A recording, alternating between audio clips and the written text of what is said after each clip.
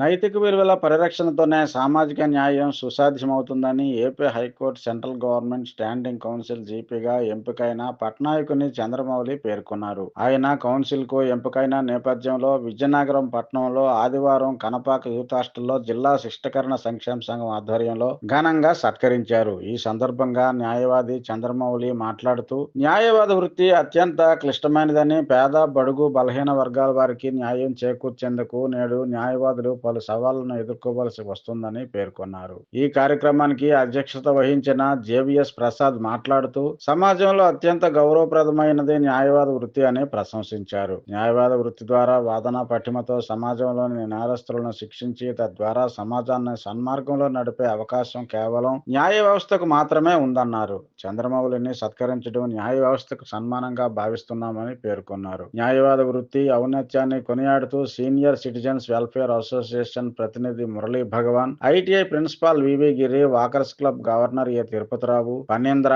అశ్విని కుమార్ తదితరులు ప్రసంగించారు. ఈ కార్యక్రమానికి సంఘ సభ్యులు అధిక సంఖ్యలో హాజరయ్యారు.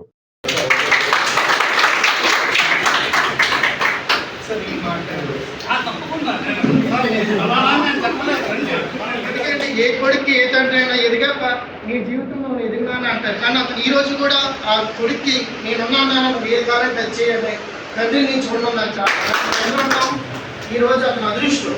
ఎందుకంటే కష్టాలు ప్రతి మనిషికి వస్తాయి, కానీ దాన్ని ఎదుర్కొని బతకడం అనేది. కార్యక్రమానికి హాజరైనటువంటి మీ అందరికీ నా ప్రత్యేక ధన్యవాదాలు. అలాగే నాకు ఈ సెంట్రల్ గవర్నమెంట్ ఈ స్టాండింగ్ కౌన్సిల్గా ఏపీ హైకోర్టులో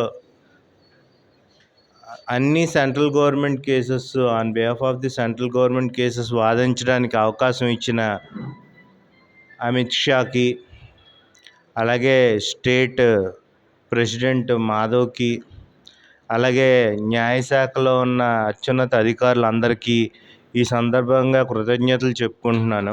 కాలేజీ రోజుల్లో చదువుతునేటప్పుడులా నేను ఒక వీడియో క్లిప్పింగ్ చూశాను. It's a interesting clipping. అది జస్ట్ అంతా వాతావరణం వేడిగా ఉంది కనుక కొంచెం మిమ్మల్ని కూల్ చేయడంగా చెప్తున్నాను. ఒక లాయర్ గారిని ఇంటర్వ్యూ చేయడానికి వెళ్తే ఇంటర్వ్యూ చేస్తుండగా అలా ఆయన 10 గంటల నుంచి ఇంటర్వ్యూ సాగుతుంది. కిందకు 10:30కి వచ్చేసరి, అమ్మ నేను కోర్టుకు వెళ్ళాలి, ఎలా బాల్కనీలో ఇది పోర్టుకోలోంచి మాట్లాడుకొని కిందకి దిగిపోయారు. దిగిపోతుంటే ఒక క్లయింట్ టీవీఎస్ మీద వచ్చి ఆగి, లాయర్ గారు కోర్టుకి వెళ్ళిపోతున్నారా అంటే వెళ్ళిపోతున్నానని, కారులోనే వెళ్ళిపోతున్నారా అంటే కారులోనే వెళ్ళిపోతుంది. ఈ ఇంటర్వ్యూ చేసిన ఆవిడికి డౌట్ వచ్చింది, సార్ కారులోనే వెళ్ళిపోతున్నారని ఎందుకు అడిగారని. ఏం లేదు, ఆయన కేసు ఒప్పుకునే ముందు ఆ టీవీఎస్ నాది, ఈ కార్ అతడిది అన్నాడనమాట. ఓహో, లాయర్ ఎంతగా ఉంటుందేమో ఫైనాన్షియల్గా అనుకున్నా. బట్ టు బీ ఫ్రాంక్, నేను ప్రొఫెషన్కి వచ్చినాక కనీసం నేను కోర్టుకు వెళ్ళడానికి ట్రాన్స్పోర్ట్ కూడా చాలా ఇబ్బంది పడ్డాను. అంటే ఇది ఎంతవరకు ఎవరికి షేర్ చేసుకోలేదు, ఎందుకంటే అందరూ మన వాళ్ళు ఉన్నారు కనుక నేను షేర్ చేసుకుంటున్నా. ఎందుకంటే చాలా ఆటంకాలు, అంత ఈజీగా లేదు. అంటే మెడిసిన్ గురించి చెప్తారు, నాకు అది ఎలా ఉంటుందో తెలీదు. బట్ ఏదో మర్డర్ కేసులు అవి చేసేటప్పుడు ఆ మెడికల్ ఎవిడెన్స్ గురించి ఎక్కువగా చదువుతాను తప్ప రిమైనింగ్ ప్రొఫెషనల్ వైజ్గా నాకు దాని గురించి పెద్ద తెలీదు. బట్ వేరాజ్ నేను ఇందులో ప్రొఫెషన్లోకి వచ్చినాక ఒక రకమైనటువంటి టెన్స్, ఒక ఆర్థికపరమైనటువంటి ఇబ్బందులు ఎక్కువ. 2, ఈరోజు బెయిల్ పెడతాం, ఎప్పుడో 3 సంవత్సరాల తర్వాత ట్రైల్కి వస్తుంది. సో మన అశ్వినికి తెలుసు, నా దగ్గర పనిచేసాడు కూడా ఆయన నా దగ్గర.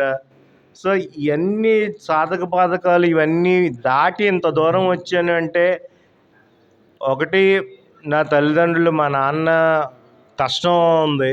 2, మీ అందరి సహకారం. ఎందుకంటే అది మీ అందరి సహకారం లేకుండా ఏ ఒక్కడు వితౌట్ ఇంకొకరి సహకారం లేకుండా పైకి రాలేరు. సో ఇలా చాలా సంఘటనలు జరిగాయి. ఎందుకంటే నేను నా ప్రొఫెషన్లో ఉండేటప్పుడు ప్లస్లు చూసాను, మైనస్లు చూశాను. ఈ మనం సంఘర్షణ, మనం నిద్రలేని రాత్రులు గడపడం, నాకు ఎన్నాళ్ళ ప్రయాణంలో, నా 20 ఏళ్ల ప్రయాణంలో నాకు ఒకటే తెలిసింది, సో 24 గంటలకు ఆ కోర్టు సరౌండింగ్స్ ఆఫీస్ తప్ప నేను ఇంకో ప్రపంచం చూడటంలే. ఆ రోజుల్లో కూడా చిరంజీవి గారు అంటే చాలా పెద్ద పేరు. అలాగే ఇటు తాతగారు, ఇక్కడ డొంక శ్రీరామూర్తి గారు అనే విజయనగరంలో పెద్ద పేరు.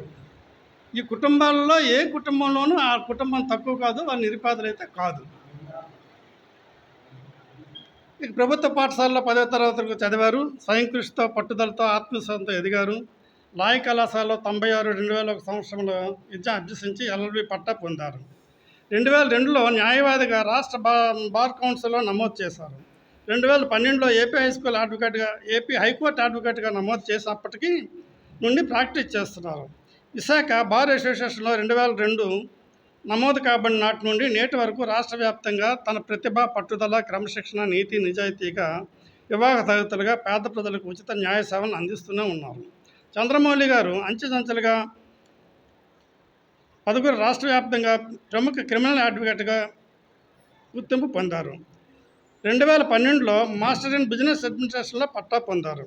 చంద్రమౌళి గారు ప్రతిభకు గుర్తింపుగా కేంద్ర న్యాయశాఖ మన హైకోర్టులో కేంద్ర ప్రభుత్వ సంస్థల తరపున వాదించడానికి అవకాశం కల్పించినందున మనం అందరము అభినందిస్తూ మనందరి సహకారాలు అల్లవేళగా అందిస్తామని, ఇలాంటి పదవులు మరిన్ని అధిగోరించాలని కోరుకుంటున్నాం. విజయనగరం.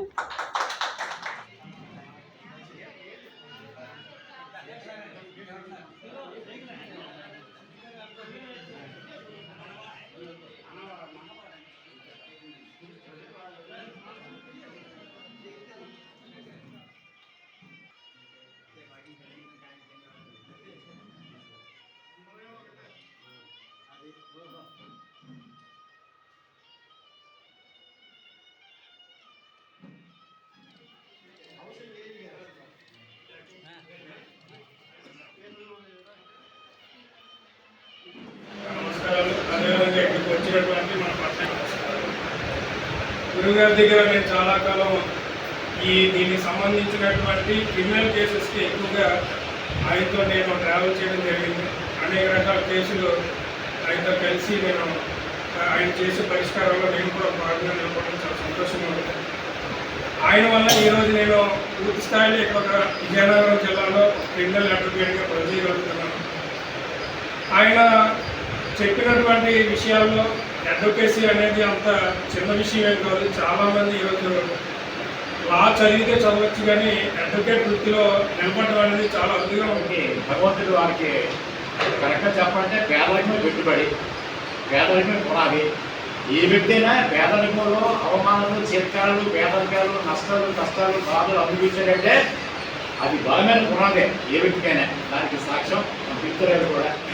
నా జీవితంలో అంత గొప్ప స్థాయికి వెళ్ళిన అతన్ని నేను చాలా గౌరవిస్తున్నాను. ఎందుకంటే ఈరోజు ఇలాంటి సర్వీస్ చేసిన అతను ఎవరు లేరు. నేను చాలామంది పెద్దవాళ్ళు చూశాను. పేదవాళ్ళు నేనున్నానమ్మా, మీకు ఎందుకు, మీరు వీలైనందుకు మీకు సాయం చేస్తాను, మీ కేసు నేను గెలిచినట్టు చేస్తాను, నా ప్రయత్నం నేను చేస్తాను. భగవంతుడు ఈరోజు అక్కడ ఎన్నో కేసులు గెలిచారు. పేదవాళ్ళకి సార్ నాకు కష్టపడి అంటే నేను ఉన్నానమ్మా, మనం నమ్ముకొని వెళ్ళండి అని చాలామంది భరోసా ఇచ్చి ఈరోజు చాలామంది జీవితాలు నిలబెట్టారు. అంత గొప్ప వ్యక్తిని మనం ఈరోజు సన్మానం చేయడం అంటే చాలా ఆనందంగా ఉంది.